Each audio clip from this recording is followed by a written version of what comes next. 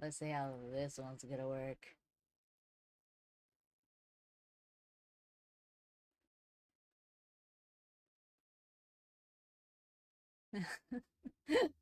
Let's see how anyone. Let's see. Okay, I know I'm gonna go on a little tangent just to create something, but to be honest, my streams are better than MacBook Gaming's. And if I clip this, I would not care, not one single second. Because knowing him, his freaking layout setup and overlays are just downright dog shit. Or AI generated as a whole, to be honest. Like, bro. And damn well he's not gonna have that. Let's see. Hopefully my chat will work. Ow!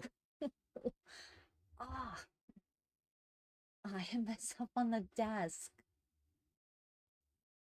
Ow.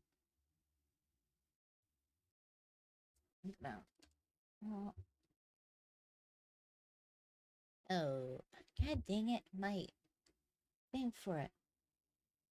I want to change on to little pouty meat goo since I have the thing for it.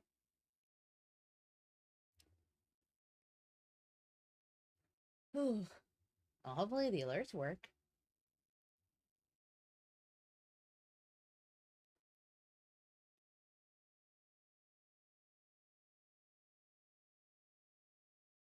Let's see.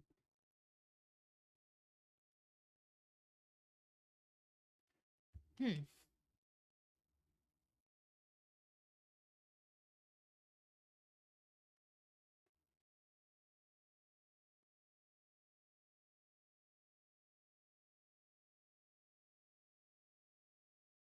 When the world needed him most, he required his password.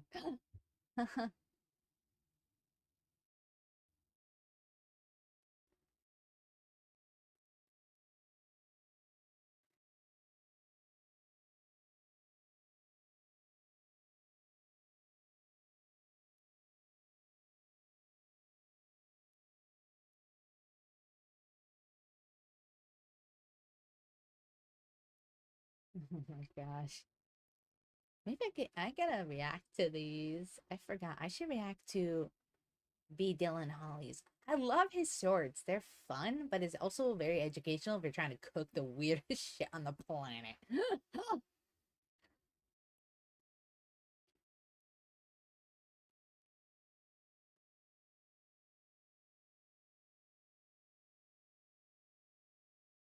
You love her video again. Now I'm just reading the comments just to make it fun.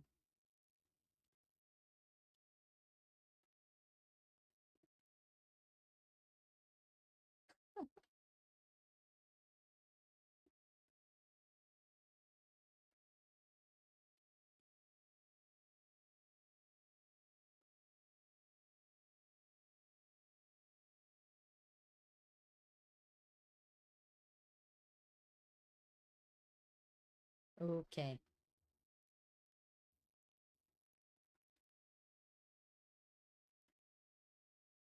100%.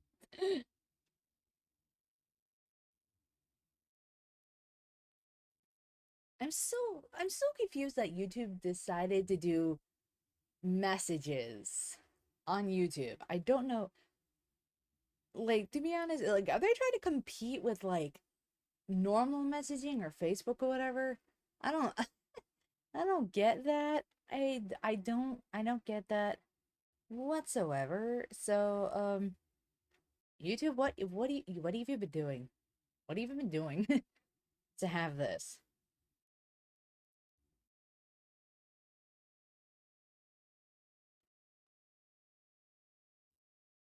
Fever dreams.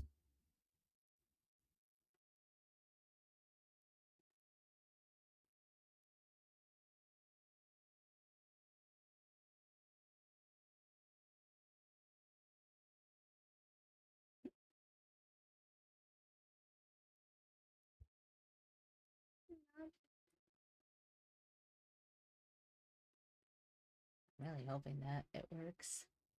Oh, my alerts will work too.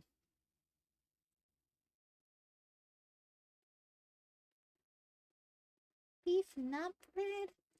Why is that a thing?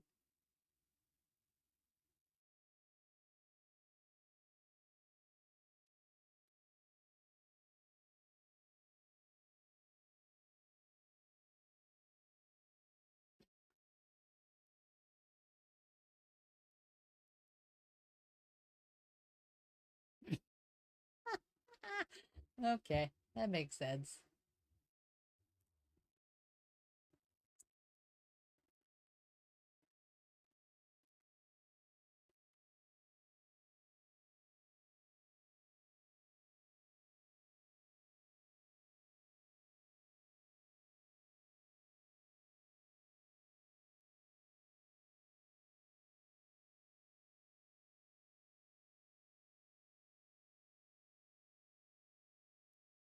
Okay.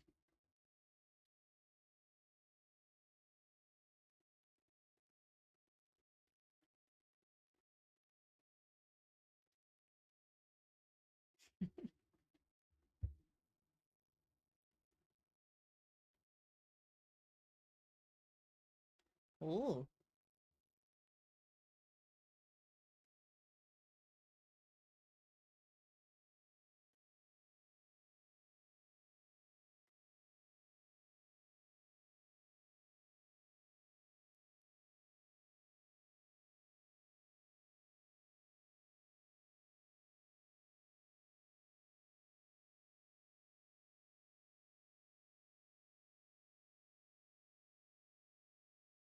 Oh my gosh, I should totally try pickled eggs.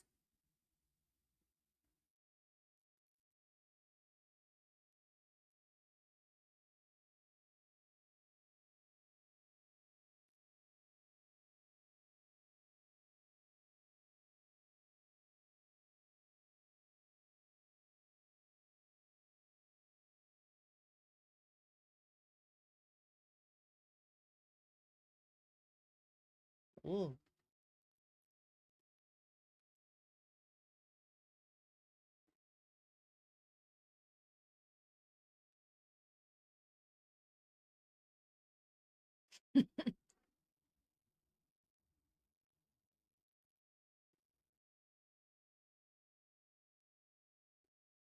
Uh, maybe not.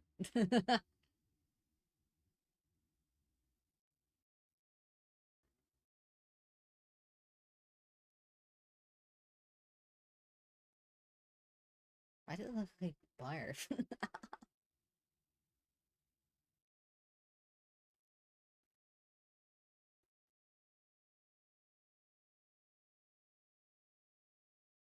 It looks. What am I looking at?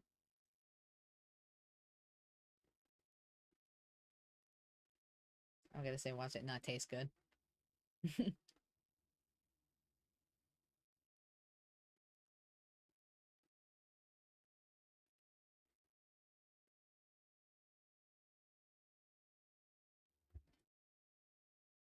Of a lot of juice.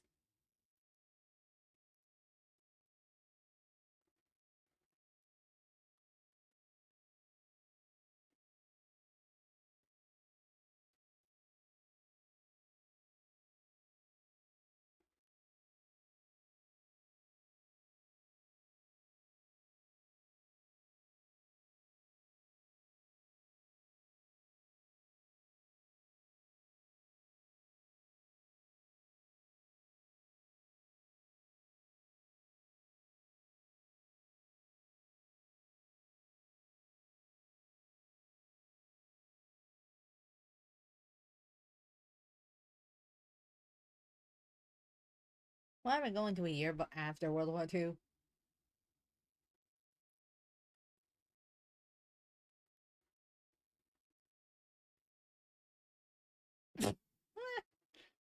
Oh my gosh.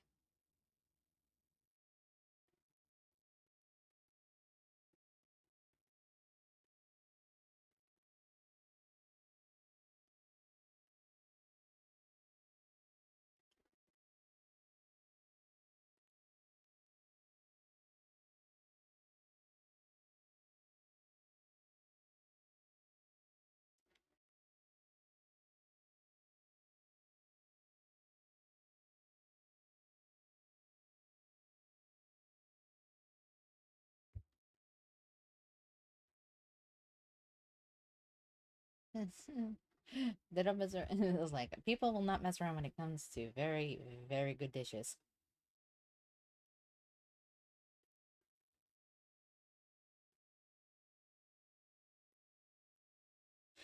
Oh, I was like, oh shit. Oh no, I was like, I was really hoping I wasn't losing my mind yet.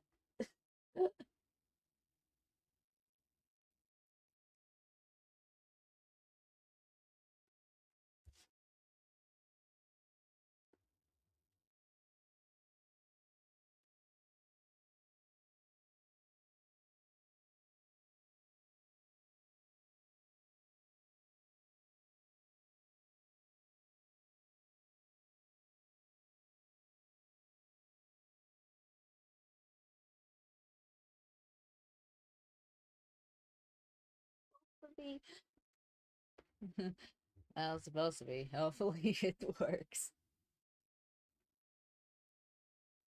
I haven't played since 2.5, but story I'm in 2.3. Oh my. Can't wait for when Zenless Zone Zero officially comes out when you have to pre-download the entire freaking game. Ah.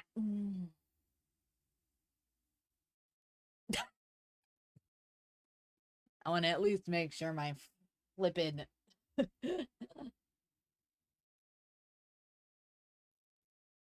boil wait. Oh god, am I dumb? I don't know. Don't ask the question. Don't answer the question.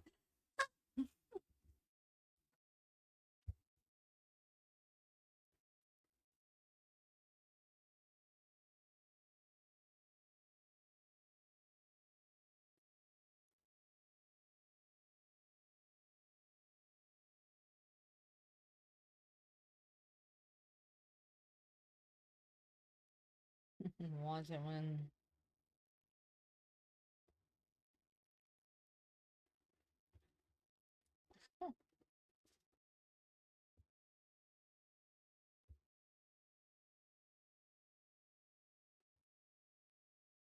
uh oh wait a minute. Ooh. I mean, I'm getting a new model? Oh, I'm excited. Me excited.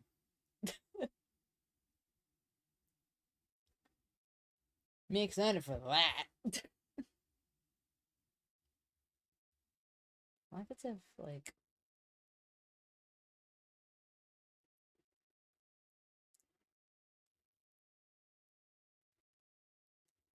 somebody just I spelled you're welcome wrong.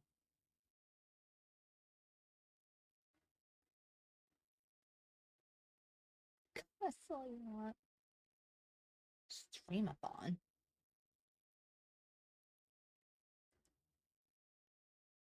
Why is that looking like it's an actual phone number? Why would you put that in a Spotify?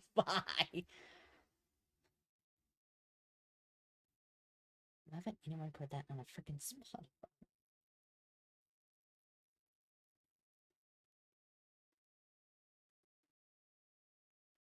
What kind of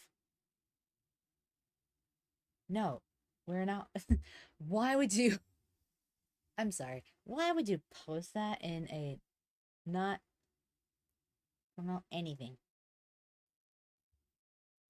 Well, you said promote anything, and I promote anything. Ah, yeah. I love my job. Well, my theoretical job is being a content creator, but also a VTuber who has a voice that should not be on a woman.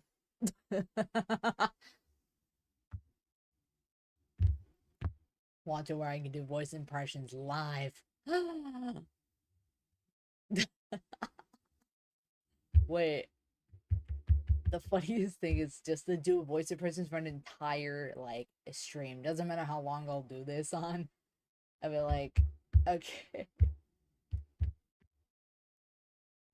I feel like I could just do Deku more because I can hold it for a while. Like, hey guys, it's me Deku. Here I am. Don't know where do I start? He doesn't know what the heck he's doing. I think Bakugo's might be a little harder to do because he's so raspy all the time. Why? Why? I don't even want to find out. Alright, what do you got for this? We got Warframe and Sentry.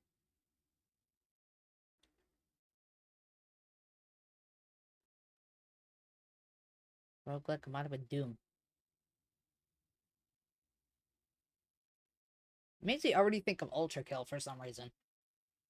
The scheduled date is around.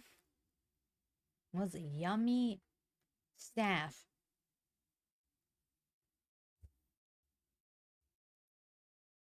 What the hell?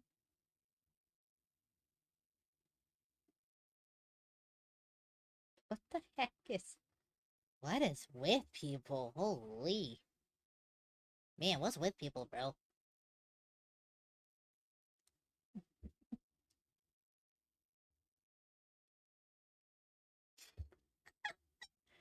I'm sorry. What?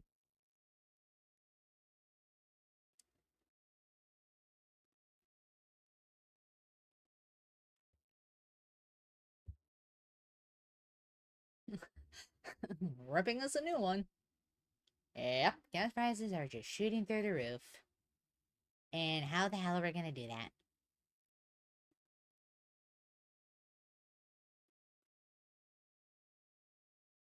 Damn. What I feel like it could be from like the 80s or the 70s for this.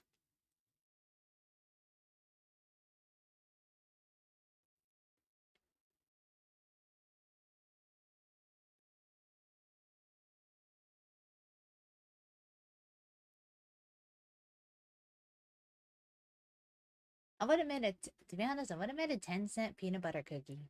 Just had peanut butter, minus the...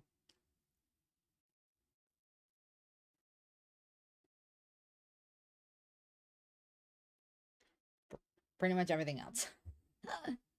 Pretty much everything else.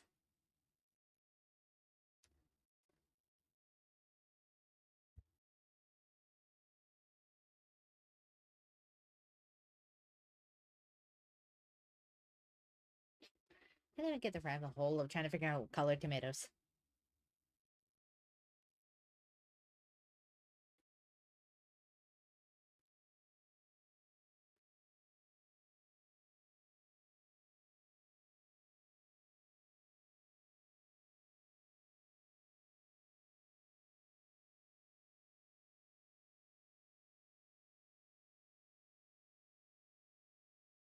Hmm.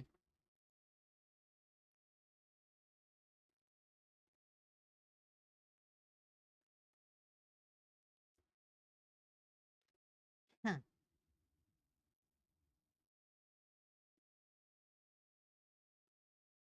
Let's see. Either I'm just gonna randomly be doing something or I'm going to be singing my head off. I'm gonna say that the video game or the... well,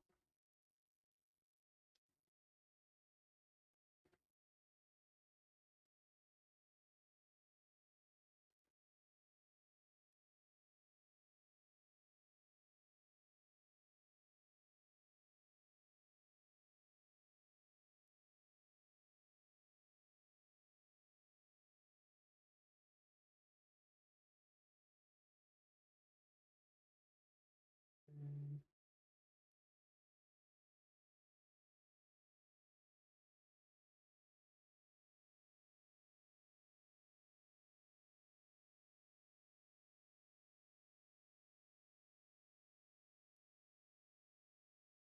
hee.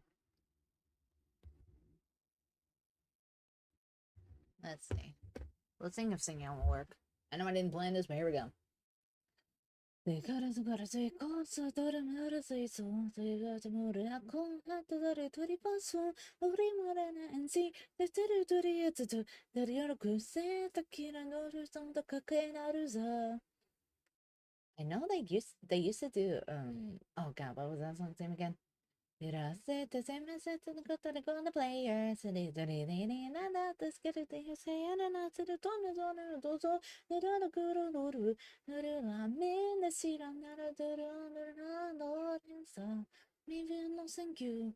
Do the stuff and say to the other 1, 2, 3 seems you know man when I see this count 聞いてるさだからこの世はフィクションすべては僕のせいはでいいのも無駄くだだらてた無駄くきさなんなら外におるせてよさよならは言わないで迎えたエンド本当はただもエラも無駄に勝負であったくりもないこともこうやってとってたのさ Wait, why have something going on the floor?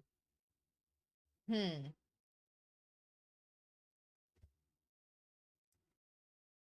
うん。それかそのゆず、そう、それのとろぞいほ、あどりべらはいも、えんたからよりあいも、どこにでべらんち、なんだってくるらんでぶ、のちろんなくてもとなれたれどれど、えじゃな、そねあなみゅう、じんじゃくさ、じゅじゅじらずのない、ワン、ツー、スリー、しなもめんと、ブラドでといてこねている。なんだかねこの世はフィクションすべては僕のせいだせいだもう途絶えて吐いといていた手でいるくなんだるずっと見るせてよさよならは言わないで向かれたエンドロールの君たちはないさもう寝てるそうでやってることもないことも増えていた思い出たのさ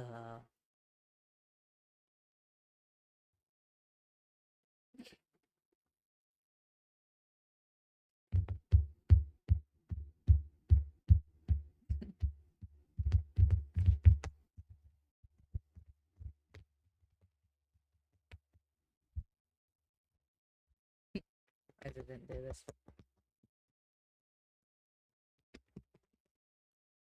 どんたかねこの世はフィクションすべては僕のせいだねらもう歌いだじゃねえだなびおじさんさなるじときを伝えてよさよならは言わないで迎えたエンドロ本当はただもうえらもう忘れるためには出てこれもないかとも食ってとっててるよ今に大切なんだよ責めれているバイバイ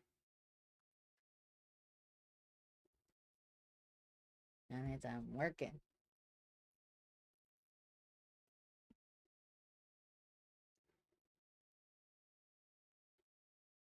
Oh, if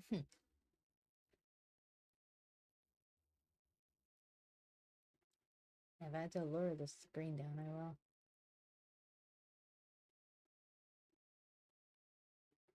Or the chat, maybe.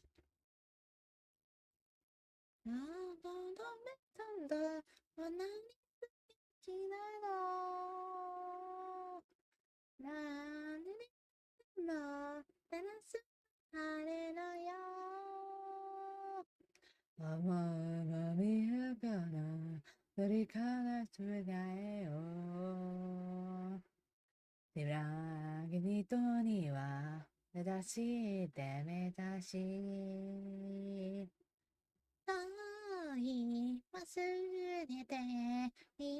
いじゃんじゃん別に左もどこまでしようがなくて何をどこで投げる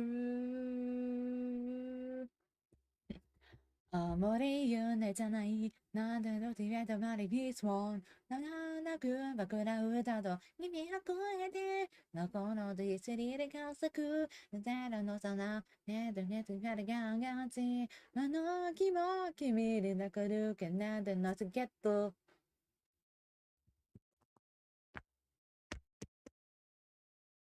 うん。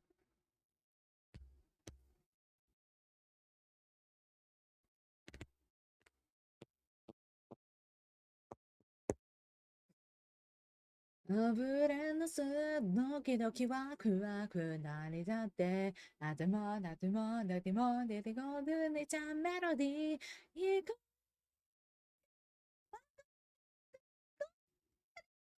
風も君の言うて髪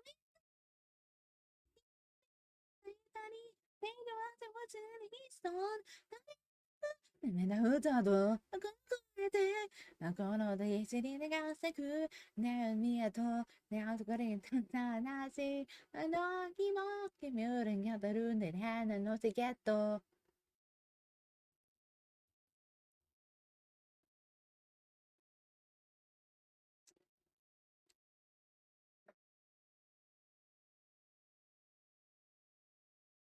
うん。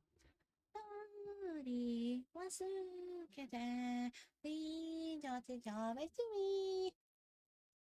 Oh shit, where my stand go? Oh god, where my Miko stand at? Damn, bro. あらりゆねざない、なんとだけ高いにとん。ななく枕うざと君を超えて、まとのでちしりりかせく、出るのさな、ねたればなぜななじ、あの秋のキャビルは来るだけなのチケット。ラフラン、準備のダンスでなるチケット。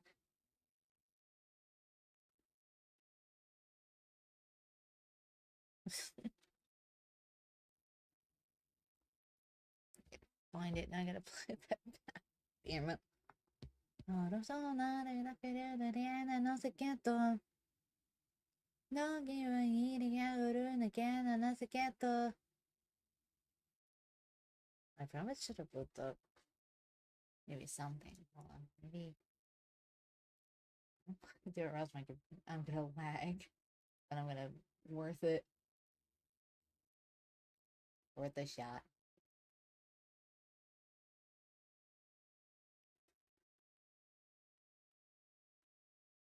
Worth shoot my horn.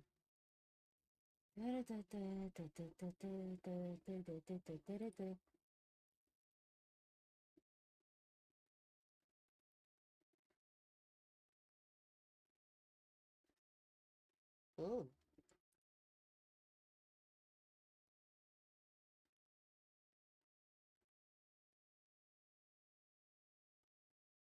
Huh, Beacon has the right spots. Last good and I not to get uh-oh. 海感情して待ちたい。僕に関係ない一見。心までは届くじゃなくて。じゃないとされる乾杯。まだまだじゃないと。レベルなどなどなどなどぶ。あれでなどぶ。戻りたい。だだだだだないでもなる。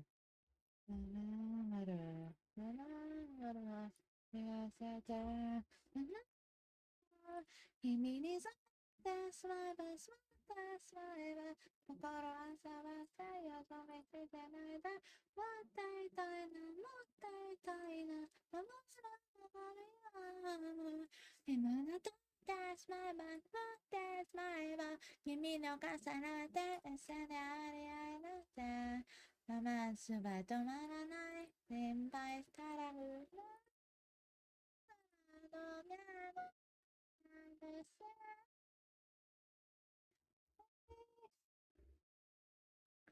うがすには笑って逆さまなだ顔出してやめるまで待たれないで心も今流れとなってく冷静直番まだ立ってない泣いたい冷めないそうでれば Starry Night 泣いた自分をさ誰はだよな I should have done the blue one because the blue one looks really nice.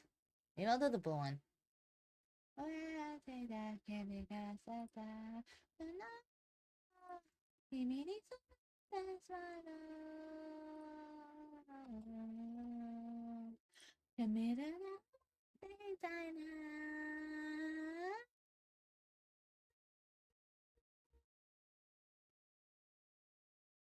君に染まってしまえばしまってしまえば心遊ばせよそ見してないで思っていたいな持っていたいなあの心を今ぶだってしまいたかってしまえば意と出せなって一斉にありないなってああ心配したらぐーってつめたらどきゃがわめかったして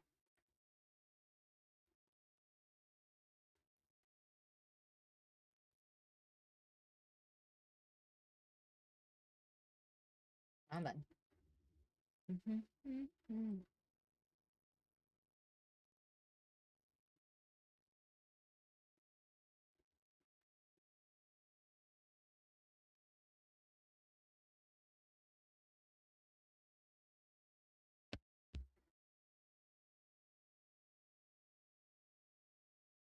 an idea.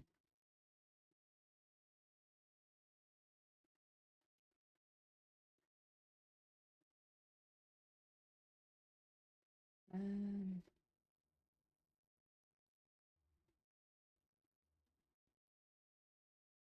maybe I could,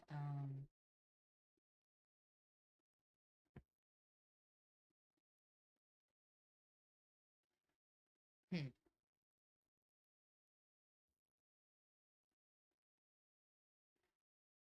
why not do thing again? Let's see if this will work. Oops.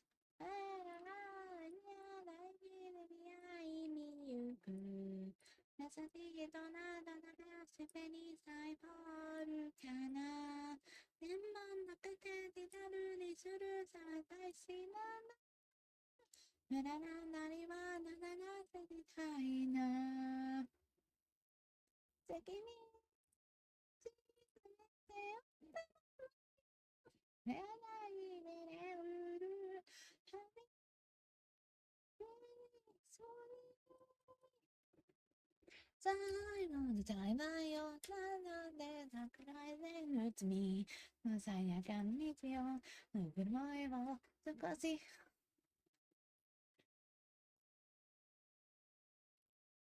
see what can we react to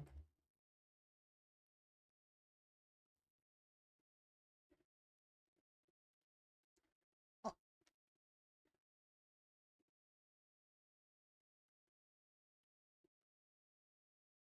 oh boy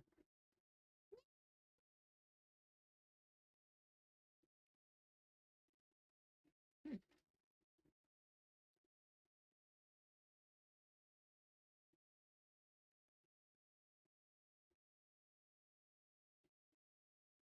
Hmm.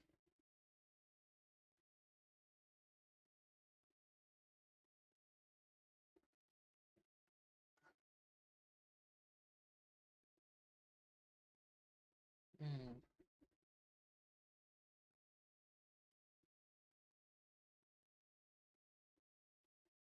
Well, let's find out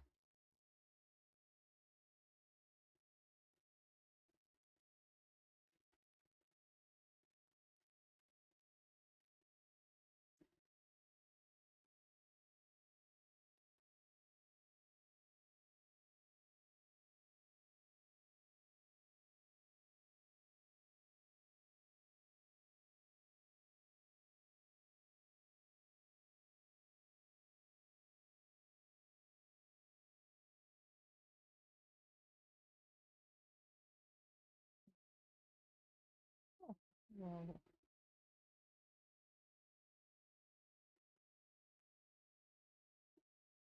Filipino memes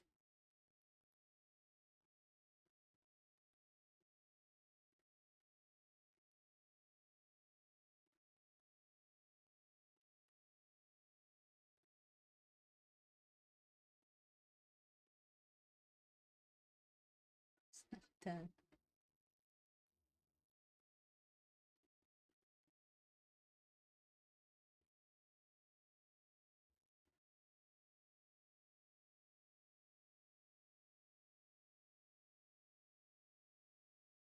huh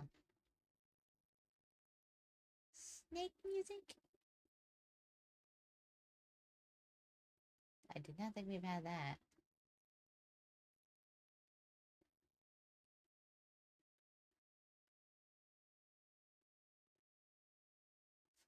Hmm. Let's see if. Let's see.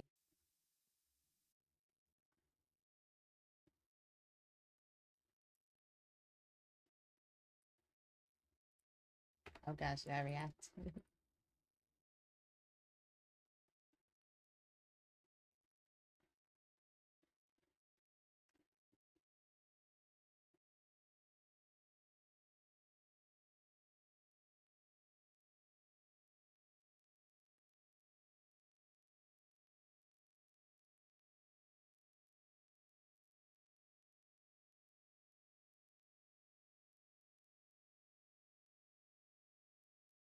Gotta be something in here.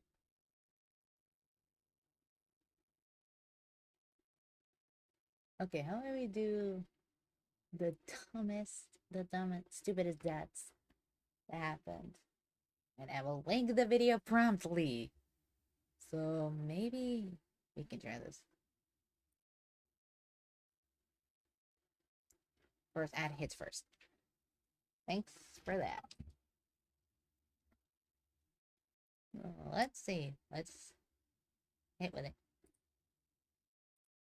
Stupidest deaths in history. That's a little bit. I'm gonna turn you down. Whether you're a deli worker or a sexually deprived mortician, you gotta love getting your hands on some cold meat. And the prime gentleman that was Sir Francis Bacon was no exception to that questionable rule. I might have to. Francis Bacon was a man of science. Not that one. In fact, he's considered to be one of the founders of modern science. No. Born as a tiny little strip back in 1561 in London, Bacon was a sickly little sprite and was always easily susceptible to illness. Remember that for later. Although he was a frail fellow, he was born into a wealthy, noble family. His father was a powerful politician, and his mother was highly educated, which, during Tudor times in England, was weird for women. Nevertheless, his fortunate family situation afforded him an extensive education while he laid in bed, grossly coughing up gooey globs. Between the bouts of illness, however, Bacon had a profound proclivity for the sciences. At just 12 years old, he attended the prestigious Trinity College at the University of Cambridge to make himself smarter. In doing so, though, he started to get pretty peeved with how things were being done within the scientific community. He noticed that all these smarty pants people at the time kind of just sat around philosophizing on rather abstract aspects of the world instead of gathering evidence through practical experimentation. I say, have you ever wondered why we're here on this earth? I don't know. Have you ever wondered why your eyes are so far apart? Okay, rude. This sense of scientific stagnation, he thought, was just holding humanity back we got from to that figuring point, out what really matters and what would actually benefit society as a whole. Now keep in mind, these were the early years of the scientific revolution in Europe, so his ideas were on par with the flow of scientific thought at the time. But if you wanted to spend time experimenting with and revolutionizing a whole-ass branch of science, you're gonna need to spend money. Lots of money. Francis just needed to get his little English mitts on some moolah. Taking advantage of his lineage and prowess, he began rubbing elbows with some major political powers. He even befriended Queen Elizabeth I herself before she crusted away into dust. He quickly rose through the ranks and established himself as a prominent political figure, eventually reaching the title of Lord Chancellor of all England in 1618. In case you're unaware, that's like the highest position of power outside of being the king or queen. Adapting his scientific method to politics, Bacon aimed... Wait, it says bacon and method and such. Best way to put it, actually. He is a man of great minds. To untangle legal knots and simplify laws, modernizing England's judicial system and sluggish legal processes. He did it. Guilty! Huh? Although his political career was flourishing, it ended rather abruptly. How? Well, you remember he needed a bunch of money, right? Yeah. So ask yourself, how do politicians end up a whole lot richer than their salaries could ever possibly provide? Corruption. Yep. Bacon took a bunch of bribes, so he was ousted and quickly kicked from court. Wait, I gotta read this. Wait, Bacon, the bribed bow, April 1621. What a bubble say. I always... Okay, I will say I like watching Sad History. I never thought I would be reacting to them. Like, I like history and all that, too. And I like science. So, it's even that. But I will say, please support the please support chat history, because he took the time and to make these very cool and educational videos and still have a little bit of humor in them. And he, like, I will say, like, his his his content is really good. So I highly recommend watching Chat History. So please support the official creator. So I'll show he's right down here. So please support the official creator, and I will also link his channel and the video in the description. So yeah, just wanted to put that out there. So in 1621 after a hefty fine and a brief stay in the Tower of London. While he had been dabbling with it on the side, Bacon was now free to pursue his passion for science full time. He always let his scientific mind wander and wonder, always thinking up practical solutions that affected real people. Well, as fate would have it, one of his potential solutions became a real problem. While traveling in a snowstorm in 1626, Francis stared out into the icy conditions over yonder, pondering the practicality of snow for natural refrigeration purposes. You know, normal thoughts. He was then hit with an idea. Snow is cold and foodstuffs like meat usually last longer oh when yeah, cold, I forgot so that's when refrigeration could was the snow thing. make meat And like cold snow for longer boxes food or life? ice boxes. It was worth a try. Francis then leapt from his carriage into the Oh blustery my blizzard god! and moseyed on up to Wait, a hold on. wobbly I gotta go back. Hold on. try. Francis then leapt from his Okay. Oh my god, Charlie. Oh my god, it's been forever since I've seen that. You gotta go to the boat, Charlie. Oh no. I it was so good back in the day. his carriage into the blustery blizzard and moseyed on up to a wobbly, withering woman holding a chicken. Chicky picky, chicky picky, chicky picky, chicky picky. Hello. Oh. Francis promptly stripped the chicken and proceeded to cram and jam fistfuls of snow into the gaping poultry hole to test his theory. Over the next several days, he would have his answer. But unbeknownst to him, the next several days were all he had left. Remember how he was pretty susceptible to the icky sickies when he was a wee lad? Well, that persisted into adulthood. Oh. So, all frigid and fragile, the immunocompromised Francis had succumbed to a cold, which quickly escalated to full-blown pneumonia. Ooh. Bacon went belly up just a few days later. In his last flickers of life, he confirmed his experiment to be a success. Snow do make chicken cold. Wait, I was kind of expecting. I was expecting just a little like little thing of like just him throwing the paper at him. Like as a little like joke or something. I'm gonna get this.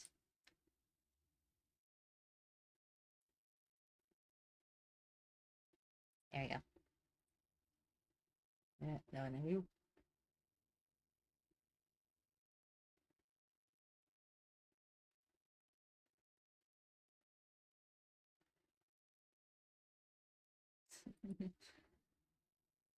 Ooh, Pinkerton. Wait. Oh. Oi. Damn it. Okay.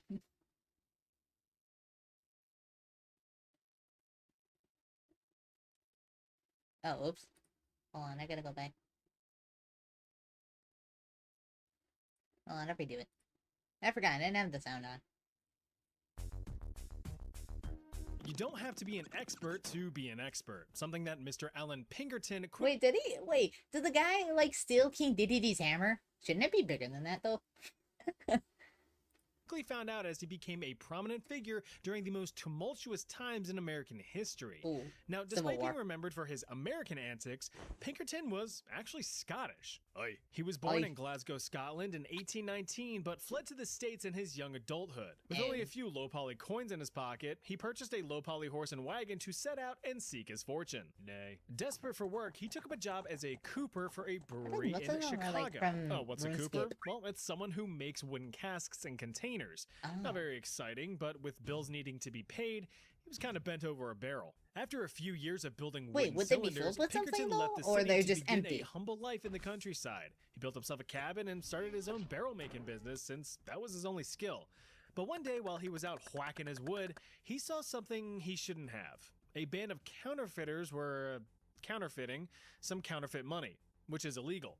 But instead of Okay. immediately running to the authorities, Pinkerton instead studied their movements and patterns, mapping out their entire operation. It's a After a joke. few weeks, he handed in his very detailed report over to the local sheriff.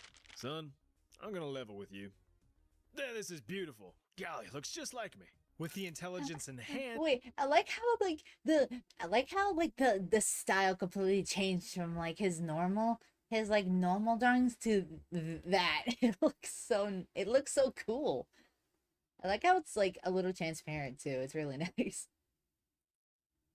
and the sheriff made the arrest. This single event gave Pinkerton a real chubster for criminal detective work, which in 1849 led to him becoming the first police detective in Chicago and Ooh. the forming of his very own Pinkerton National Detective Agency, never which sleep. still operates to this day. I like how they Under quote "We Pinkerton, never the sleep." agency thwarted the evil deeds of many train robberies, vandals, swindlers, and thieves alike over the next several years, all while laying down the groundwork for modern investigative principles and gaining national fame. But then, in 1861, the American Civil War broke out because of states' rights. Just kidding. It was because of slavery. Slavery was, in an economic sense, pretty wonderful and critical for these southern states. From a humanitarian standpoint, it was a complete abomination. And Pinkerton shared that sentiment, having personally supported and funded abolitionist leaders. With his investigative background, Pinkerton served as the head of the Union's intelligence service. Ooh. During his tenure, he uncovered various assassination plots to kill President Lincoln, apparently not all of them, provided estimates of Confederate troop numbers to Union generals, which were highly inaccurate and actually detrimental to the war effort, and even worked undercover as a Confederate soldier on multiple occasions. Howdy, y'all, where can I find a tumbleweed? Who the fuck is this guy? He got found out real quick. Almost died, actually, but not yet. So yeah, while he was very successful in his Foreboding. pre-war detective work, he wasn't exactly Sherlock Holmesing it on the war front. But anyway, after the South got their peanuts boiled, Pinkerton returned to his detective work, mainly attempting to Oh, catch wow. train robbers. Keyword being attempting. By the 1870s, age was catching up to him, as you can see by his beard getting longer and presumably grayer. After failing to catch infamous outlaw Jesse James, financial support started slipping. Well, in 1884, ironically enough, it would be Allen himself who would be slipping as well. Although it's often debated, the most popular story surrounding Pinkerton's death was that he had slipped on the pavement while out on a stroll. He jammed his jaw onto the ground and he sunk his teeth into his tongue. Going untreated, the wound festered and turned gangrenous over the following days, sending Pinkerton to the private eye in the sky. So, fun fact, the same exact thing actually happened to my real-life sister. You know, minus the gangrene and death. Will you quit horsing around? She's just gonna have to learn. Love Roblox.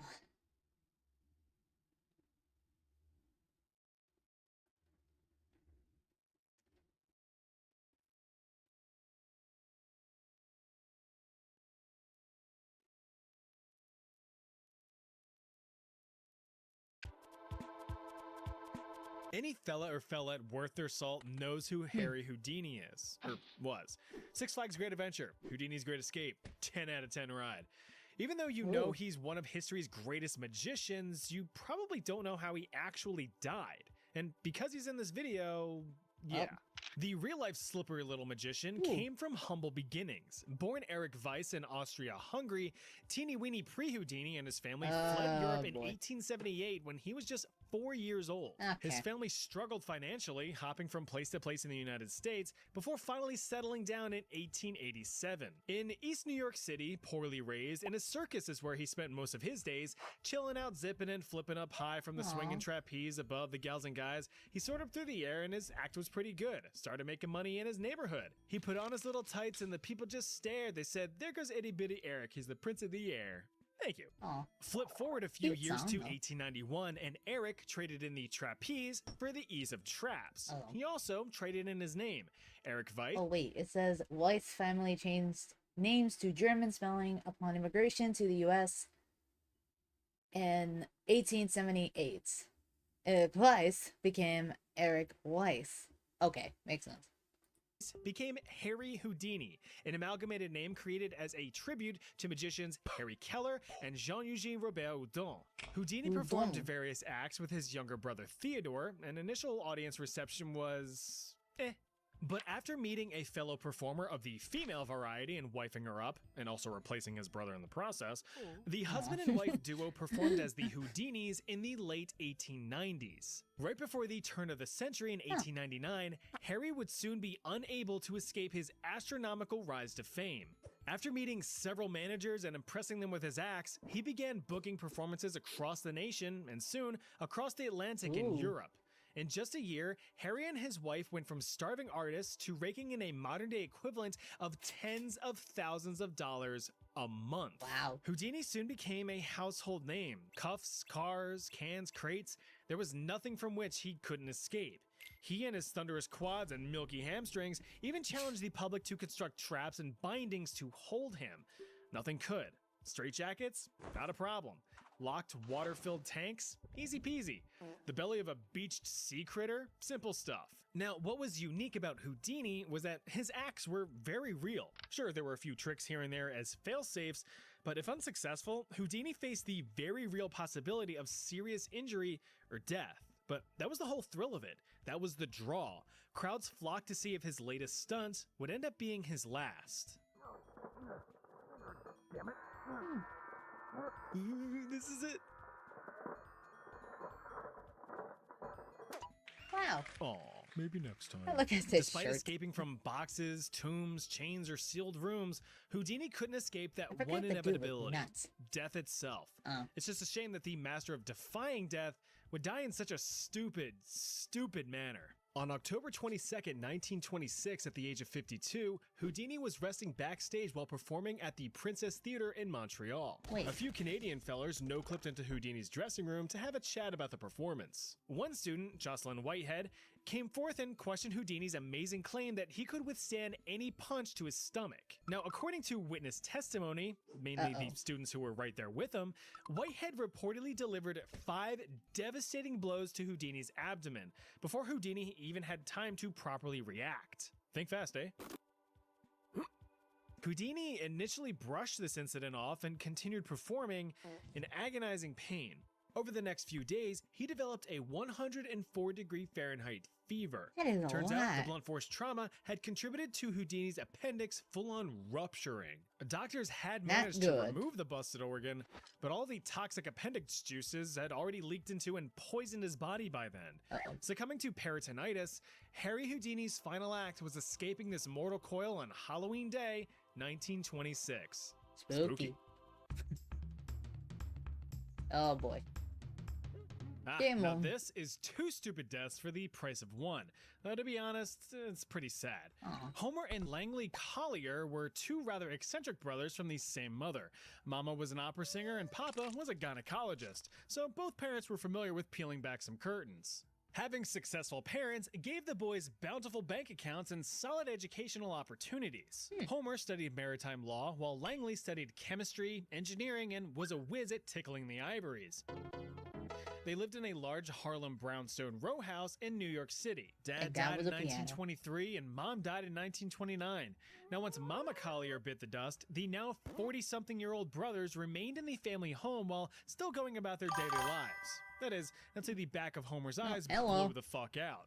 With his That brother guy now have fully to- blind, Langley chose to Let me quit his career see to if I can become a find you. caretaker. In doing so, both brothers became reclusive, cut themselves off from the rest of the world. Over the years, the economics of Harlem began to shift, as did the growing fear of crime, all the more solidifying the brothers' decisions me- to be shut-ins. They wanted nothing to do with society, but society There we began go. gaining a curiosity with Except I them. need to make it a Now, little it was bigger. no secret that the brothers came from money. Everyone knew it, There we including go. the newer, less economically inclined There we go. neighbors. That being the case, the brothers' fears soon I became think I might have reality. to. People began attempting break-ins. In response, the brothers boarded up their broken windows and sealed any and I all might have to entrances fix and my exits. But they didn't stop there. screen. They wanted some insurance that even if someone did break in, they wouldn't get very far. So Langley engineered several defensive traps throughout the home, like full-on Home Alone type shit. Hello? Now, what the public didn't know was that the brothers were hoarders, like real bad hoarders. Over the years, mountains of newspapers, books, and useless junk and garbage piled up to the ceiling in nearly every room. Walls of knickknacks and tunnels of trinkets. The brothers would reportedly sleep in nests fashioned out of the debris. Of course, this lifestyle was pretty friggin' unhealthy, and this only exacerbated Homer's poor health condition. Within a few years, he became paralyzed due to inflammatory rheumatism. Ooh. With the combination of having nearly 15,000 medical books strewn about their home and being sons of a medical professional, the brothers actually distrusted doctors. Go to a real doctor. Also the actually refused to let anyone ever see or even speak to his disabled brother. That's he so believed that sad, even if he though. did take Homer for a medical evaluation, the doctor would essentially put his brother in a grave that much faster. Instead, Langley opted for a strict regimen of oranges, bread, and peanut butter scavenged from various midnight strolls to restore Homer's vitality and vision. Didn't work. In fact, the brothers' untimely deaths would be a product of their own paranoia. In 1947, an anonymous tip-off to police reported the smell of decomposition coming from the home. They investigated and, after no response from within the home, were forced to break in. The officers were shocked to find the endless piles of densely packed trash just stuffed throughout the house. It took several men several hours to remove just a small percentage of it. Wait, hold on. Like in this photo, it looks from the angle, it looks like the officers are so big and the room that they're in is so tiny. But I feel like it's just within the years of accumulating a buttload of the junk. Well, it could be, well, aside from like the medical books that the brothers had, especially with their dad being a gynecologist in his medical field, it looks like that the officers are like bigger than the room itself. I feel like that is how bad like everything was back in the 40s. It took several men several hours. Wait, oh my god, like you can actually see much of it stacked up, including on the top of the roof. They had to pull all the stuff from the house. That's nuts.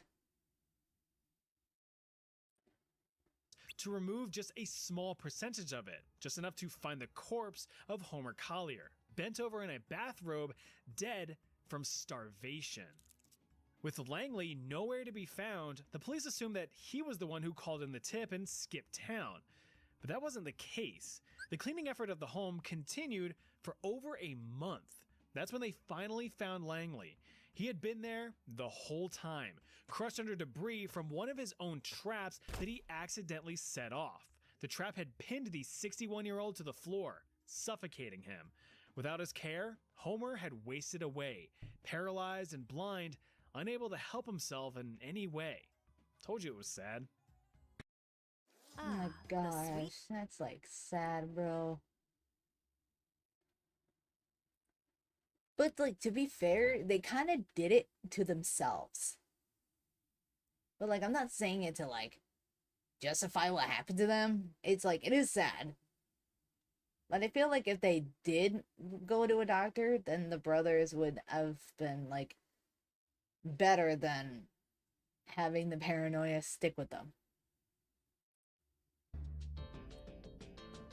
All right, now this is easily the most stupid death on the list. I know Pretty this, much because I it was think. well-deserved and self-inflicted. Say hello to David Grundman. Hey there, he's an idiot. Hey, now say hello to this, a saguaro cactus. Hi. They're the type of cactus you think of when you think of a cactus with its stereotypical cactus shape. Look how cactusy it looks. Now that's a cactus. So when it comes to David Grundman, there's not really much known about the guy. Why would there be? He wasn't famous, wealthy, notorious, or otherwise notable. He was just some dude who made a bad choice. Sorry, David, but it's true. In 1982, a 27-year-old David and his roommate James decided to have themselves an exciting day. Now, when you live in the middle of the blistering balls hot region of Satan's asshole, Arizona, You gotta get creative. So David and James carted Well, to be themselves honest, into the not desert wrong for with some Arizona, rootin' recreational especially shooting. the Arizona Problem desert. Is, there's nothing too exciting to shoot at in the goddamn desert. Well, almost nothing. Oh. You got some snakes, deer, sheep, and a big old bug, but they mostly required Is that permits and assassin bug? such. So instead of blowing out the brains of various animals, the two fellas decided to take their aggressions out on a particularly vertical saguaro cactus. Now, if you're unaware, these bad boys are huge, much larger than you'd imagine a cactus to be.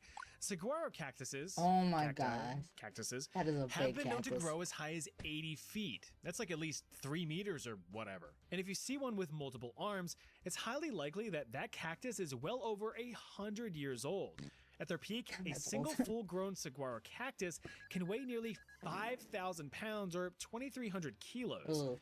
With that in mind, David and James sought to cut a particularly girthy cactus down to size. In lieu of an axe, however, they opted to cut the cactus down the way our founding fathers intended, with a firearm. Lifting his shotgun, David did a trial run, first taking out a juvenile cactus. Oh. After sticking it to the little prickle, David took aim at a much larger target, a 27-foot tall tower of spines. But instead of blowing through the junk in its trunk, he pointed his weapon at one of its many branches. Guess he wanted to disarm it first. Well, he would end up being successful in that venture. Yeah, a little too successful. According to reports, David's shotgun slugs managed to blow off one of the cactus. Wait. 23-year-old Phoenix man shot a saguaro cactus Tuesday afternoon and was killed when it fell on him, authorities say. Maricopa County Sheriff's deputy said David M. Grundman of 3932 W. What? Okay. Reportedly fired at least two rifled slugs at a 16 gauge. Oh, from a 16 gauge. Shot at a 26 to 27 foot saguaro and started to shout timber. He only got enough time to say Tim before a 23-foot section of the cactus fell and crushed him. Deputies said Grundman already had felled one saguaro, a act that is considered a high misdemeanor because the cactus are protected. All right, the dude was an idiot. Fair enough, he deserved that. He deserved it. He definitely deserved it because he's a freaking idiot. Cactus's arms. The arm, reportedly weighing nearly 500 pounds itself, fell several feet and landed right on top of David, crushing the man in a sudden cactastrophic death. The point here is, don't mess with a cactus. It's not the sharpest idea, and you just end up looking like a prick. Thanks again to Incogni for sponsoring this video. Remember to use code CHAT to get 60% off of an annual plan. All right, roll the outro.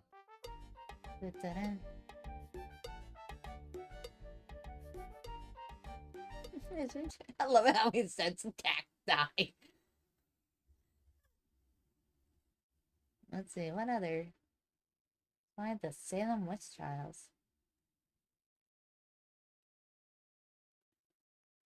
Oh hey, it's in my steering. I didn't see that coming. Let's see.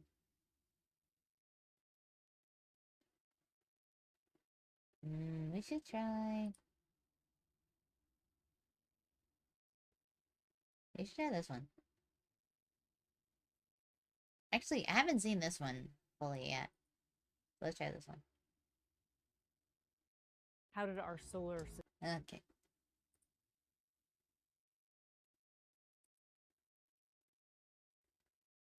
Come on.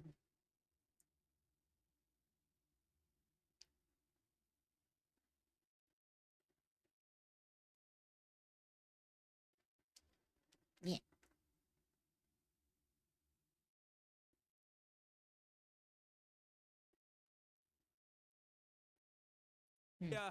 Is home to some of the deadliest animals on the planet. But what if I told you there's one creature they all fear? An invasive species, millions strong, wiping out native animals that we are locked in combat with to this very day. Oh no. What kind of vile beast is capable of spreading such reckless hate? The answer is this fat fucking toad. Oh. But how did this war begin? Well, to answer your question, we're gonna have to go way back. The year is 1866. We are in the land down under, And our story begins the same way many tragedies do, with the British. Damn it. You see, having gone hippity-hoppity, your ancestral home is now my property around 90 years back, the Brits were in full swing, rampantly colonising the country. And part of that included agriculture. Now, they brought with them many crops, but the important one in this story is sugarcane. Sugar was valuable, not only for trade, but also because, well, the fucking tea isn't going to sweeten itself, is it?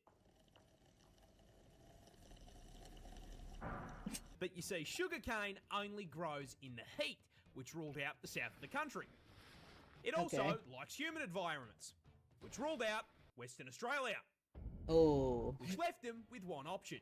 And so, the cane farmers loaded up their first Stardew Valley save in Queensland in 1866. But the farmers ran into an issue. You see, Queensland is home to these nifty little bugs called Dermalopida albahertum. These are native beetles that hit their macros by munching on plant leaves. So when cane farmers joined the Queensland Minecraft server and set up a f***ing Hermitcraft-sized farm, the beetles were in heaven and set to work demolishing the plant leaves. Now, funnily enough, the adult bugs weren't actually the problem. Sugarcane leaves hold full value. But the problem is that with such an abundant food source, the bugs started multiplying, laying their eggs around the base of the plants. These eggs hatched into larvae, and unlike the grown-ups, these little worms don't eat the leaves. Ew. They eat the roots. And so the sugarcane starts getting absolutely fucking spit roasted, and the farmers can do nothing but watch as sugarcane yield plummets through the floor along with their profits. This whole situation really pissed off the farmers, who banded together, went to the Australian government, and told them to fucking fix it. Sir, a horde of creatures is destroying the cane fields. And so, the Queensland government founded the Bureau of Sugar Experimentation Stations, or the BSES, in 1900. This team of crack scientists then immediately set out trying to solve the very same issue every single Factorio player faces. This place is covered in bugs. They are breaking my shit. How do I violently slaughter the local wildlife in order to expand capitalism and my profit margins? The BSES pondered this question for 25 fucking years. Wait, that sounds like 2.5 decades.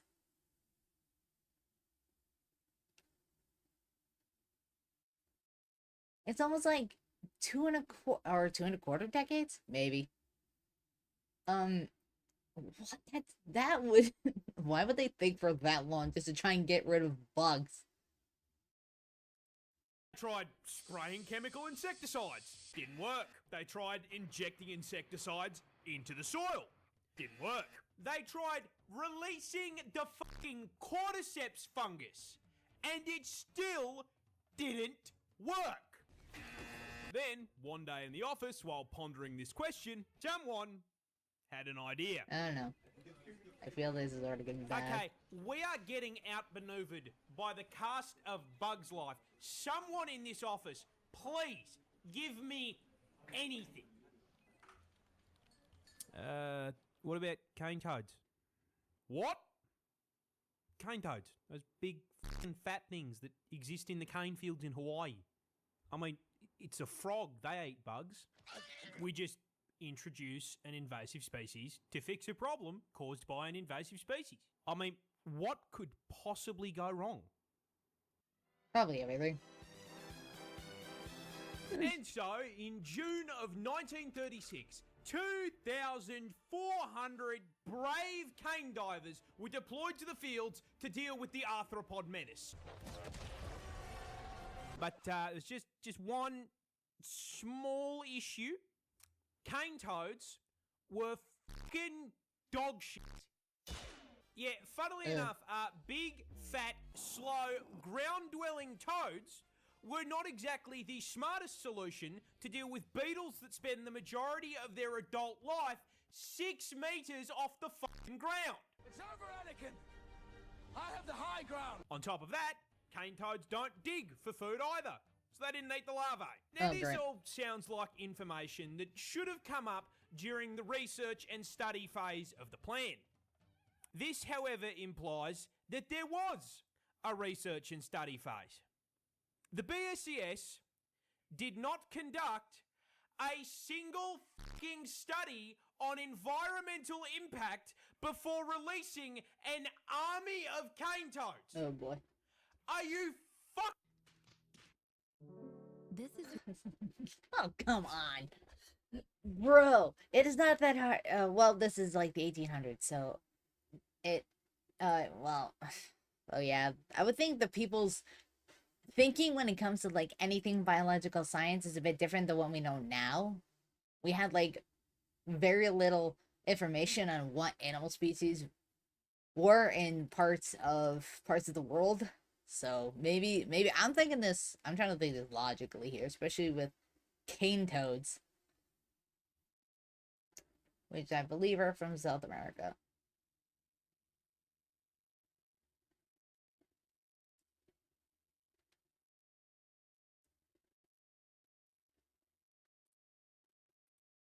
This complete absence of brain cells caused a rather spectacular domino effect of ecological fuck-ups, and it's going to teach you a valuable lesson about invasive species. You see, while the cane Dragon toads Man. barely ate what they were supposed to, they did eat. And as incredibly large omnivorous toads, they ate practically anything they could fit into their mouths. Rats, mice, Lizards. snails, baby birds. It was the toad equivalent of f***ing Kirby. And then, not unlike the exact problem they were brought here to solve, What? Wait, one often meets his destiny on the path he takes to avoid it. Well, wise words. Wise words. with all that food, they started reproducing. Uh-oh. A lot. In Oh, no. fact, female cane toads Bro's gonna can crash the lay server. anywhere between 8,000 to 30,000 fucking eggs per clutch. But I mean, this should not be too much of a problem. Australia is home to some of the deadliest creatures on the planet. Surely, the local wildlife has this under control.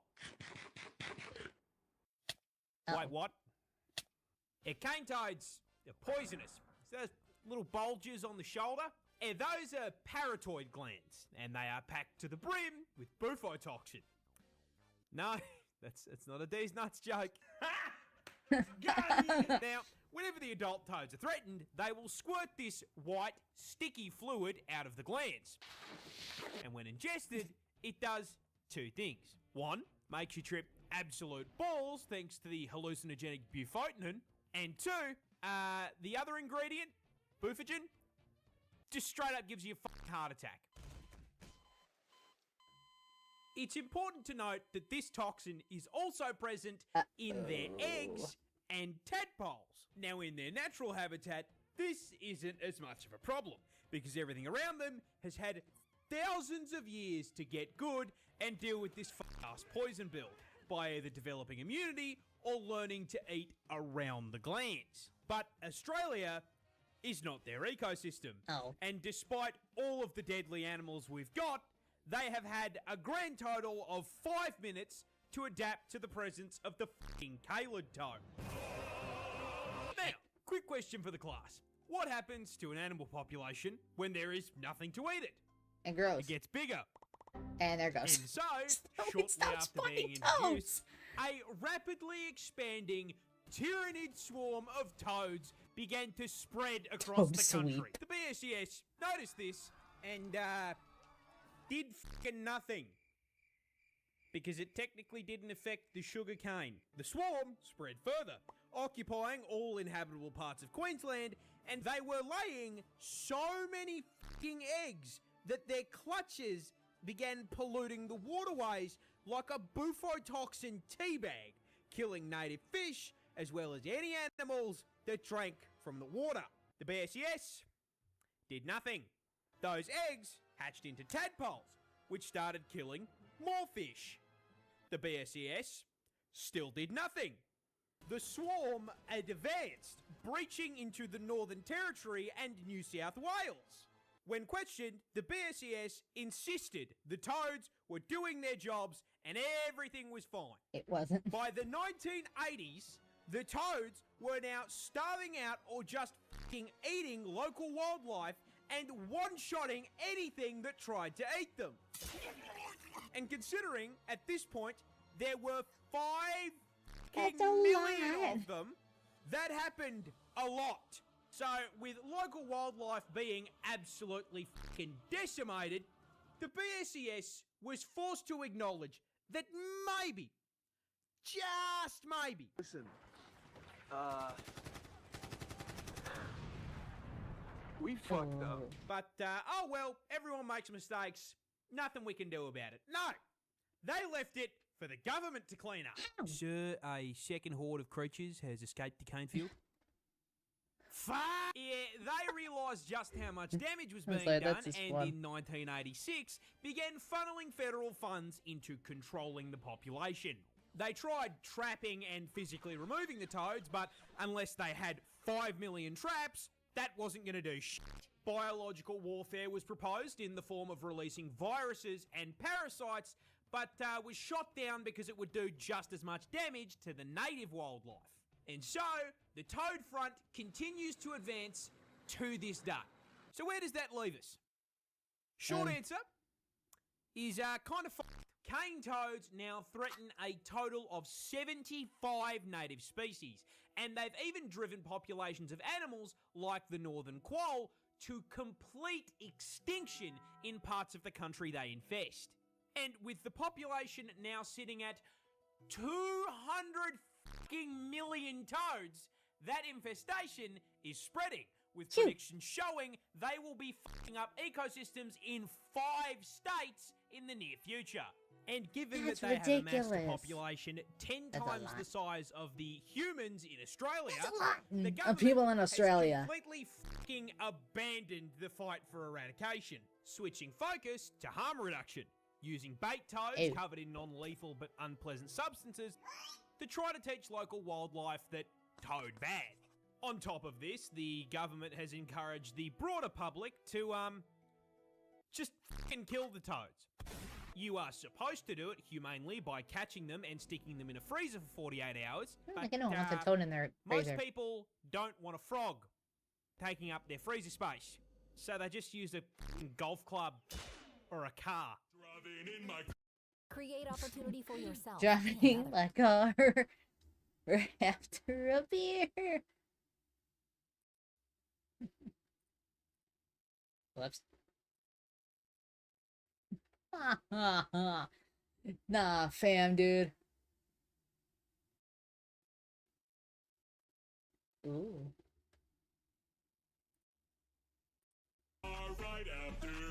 Ooh. And with this being Australia, our wildlife is also putting up a fight. Yeah. Keelback snakes, for example, are immune to their venom, and Poison. ricali and magpies have learned to flip them onto their backs before getting a feed. Now, jokes aside, you want to know who I feel genuinely f***ing awful for? The toads. They didn't ask for any Yeah. of this shit. They just got dumped onto a random island and did their thing, and now they are being actively hunted. No. The assholes in this story are the BSES and the cane growers. Because you may be thinking, why were they allowed to do this shit in the first place? Well, that's the neat part. They weren't. The federal government banned the f***ing idea when they came up for it in 1935, based on the advice of entomologists who rightly presumed the toads would become a bigger f***ing issue than the beetles. But the BSES and the cane growers... Wait, I gotta go back to that quote. Hold on. This great toad, immune from enemies, omnivorous in its habitats, and breeding all year round, may become as great a pest as the rabbit or cactus. Quote by Walter W. Froggatt. Please, I don't want to butcher that name. issue than the beetles. But the BSES and the cane growers lobbied to have the ban lifted in 1936. Wait, not We even are a year stuck later? in permanent toad combat Wait, suffering builds character. because these dickheads looked at scientific advice and went, nah, you have got to be fucked. Well. Wait. Maybe we'll do a couple of his shorts.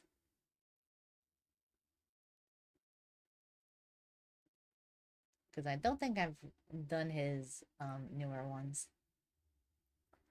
So maybe I'll start with this one. Everyone fucking hates this guy for a really good reason. You see, this fuckwit is Igor Litvin. Whoops. A lot of everyone forgot. fucking hates this guy for a really good reason. You see, this fuckwit is Igor Litvinchuk. And while on holiday in Hawaii, a local caught him Oh, I in can't. 4K Oh. throwing a fucking rock at the head of a Hawaiian monk seal Wait, next bit is distressing fair warning. Okay. called Lani. What? What are you doing? Now, stoning wildlife already qualifies you as a grade A pump action, Fair enough. but this is especially heinous because the Hawaiian monk seal is critically endangered. There's only around 1,500 of them left. Now, when locals rightfully tore him a new asshole and told him he was going to be fined for it, his response was, "I'm rich. I don't care." I just want to talk to him. Yeah, as it turns out, the walking Man, that ad would for be birth me. control here probably should have paid attention because that shit went triple platinum viral and started a domino effect that wrecked his fucking life.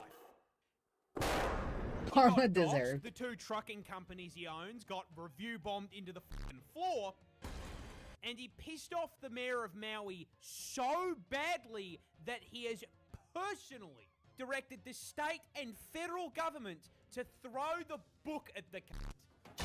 He is facing a minimum of a $70,000 fine and a year in prison. But 4 to charges 5. take Wait, a while 1 to to 4 stick, years? and he could still Nah, that's reel not that in enough. with a good I feel like he should have been in lawyer. the Which is been why, more. while he was trying to walk back to his hotel, someone who I will be referring to as Hawaiian Batman jumped him and Kill me, beat you the hurt Lonnie. fucking brakes off of him. Ooh. Now, I would never condone vigilante violence, and neither does the Hawaiian government. But when they were investigating Let's go gang and look for incident, clues. no one who saw it, for the life of them, could identify who did it. It must have been the wind. So, they never caught the guy. However, Hawaiian Senator Brenton Awa, after also making it clear that he doesn't condone violence, Our attorney over here wants to make it clear we don't condone violence.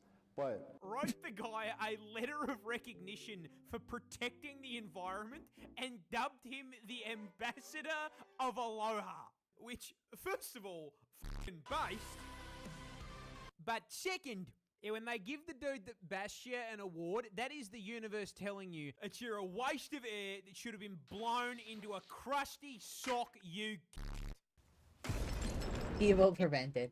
A lot of people are scared of spiders. But did you know spiders are also scared of spiders? Oh boy. More specifically, this fucking demon. That is an assassin spider. It's so and as with most things tiny. that make you physically recoil from the screen, yeah, it's found in fucking Australia. ¿Quieres? Dang it. Which makes a lot of sense when you learn that this ET-looking motherfucker was designed in a lab by God himself for one purpose: turning their extended family tree into a fucking McDonald's menu. Would have thought something of like a China buffet, if any, aside from a McDonald's order. Let me get a... These things eat exclusively other spiders. Oh. And the way they execute their cousins Oh. is by using their own tools against them. See, they start like an their Uno hunts reverse by card. finding a succulent arachnid meal hanging out in its web. The assassin walks over and don't starts playing that me. silk like it's I fucking don't- Guitar Hero. The victim, and yes, the spider in this situation is a fucking victim, feels those vibrations in its web and assumes the fly it door dashed earlier has arrived, gets up off the couch, and goes to grab its food. However, when they reach the front door and this fucking demon from the seventh circle kicks it down, they realise there is no DoorDash. They are the DoorDash.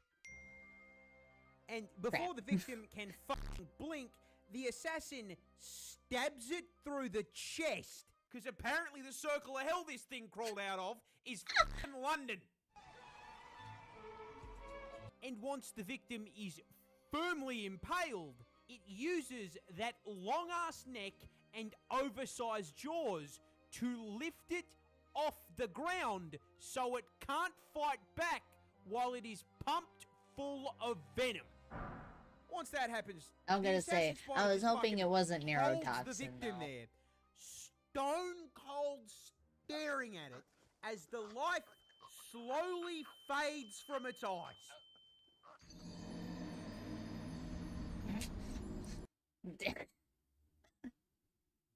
Alright, one more. That's not it. I am reporting live from a dead whale. But why am I here? Well, the year is 1970 in Alright. the town of Florence, Oregon, where a 14-meter, 8-ton dead sperm whale has spawned on the beach. And the reason that is a Bro, problem Minecraft spawned. is that when you leave a dead whale microwaving in the sun for too long, they have a chance to explode. Uh-oh. So, this raised the problem. How the fuck do you get rid of an 8-ton dead body? Because that big Wanna make it bastard's 10? not fitting in the boot. You're getting too much to At be the able to time, run. Florence Beach was the responsibility of the roadworks department. The roadworks department, however, had no fucking clue Oh boy. how to fix that, so they held a meeting to figure it out. What if we lift it up onto a truck? Our crane is rated for a ton. That thing weighs 8. You're like, you're 8 to trying to squat 10. a fucking elephant. What else? What if we cut it up with chainsaws? What part of it explodes did you not understand? What if we blow it up? It's genius. I didn't know I'd think of that. So, Roadworks called the Navy and asked if they were allowed to fucking atomize it. And this, being the USA, It's the a come Navy on. fucking approved it. Which is why I am now standing here with a giant crowd of spectators and a bloody news crew in front of a whale stuffed to the fucking blowhole with TNT. I mean, what could possibly go wrong? Uh-oh. Well, as it turns lot. out, no one on the road crew had a fucking clue how much TNT to use. We're not sure just exactly how much explosives it'll take. So to make sure it got rid of the whale, they used 500 kilos. Why? That's what could go wrong. The crowd looked up in horror as whale chunks were launched 250 meters into the air. Everyone was coated in a fine mist of rotting flesh as they ran for their lives to avoid being crushed by falling pieces of Mr. Krabs' daughter. And while no humans were SpongeBob. squashed, one piece of whale crushed a man's Can't thought fucking that arm. might atomize The whale funniest part 1970. is even after enough TNT to level a house, It's they not did it more. wrong so it didn't get rid of the whole whale. They still had to fucking bury it. I'm not even gonna question that. I'm gonna switch over. Gonna switch over. Oh my god.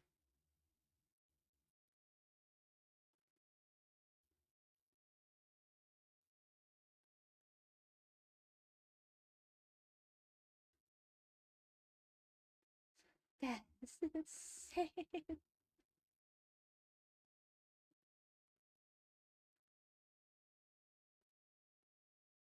As blockers. Um, but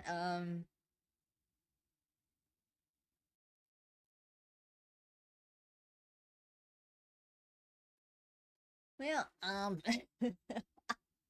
I think I think that will do it for tonight. Um, hopefully that you guys have a good morning, a good evening, good afternoon. I won't be able to stream tomorrow because I have to record something. Gonna have to record something, but um I will let you guys know what that is after it gets released. So hopefully you guys will enjoy it when it does come out. Um I will have a shorts video coming up pretty soon. And yeah. So tomorrow again I won't be able to stream because I will be doing a lot of recording for a little surprise. And hopefully when it premieres you guys will be able to enjoy it. So I wish you all a happy day, and hopefully the day has gotten a bit better for you guys. So おやすみなさいみんな。ありがとう。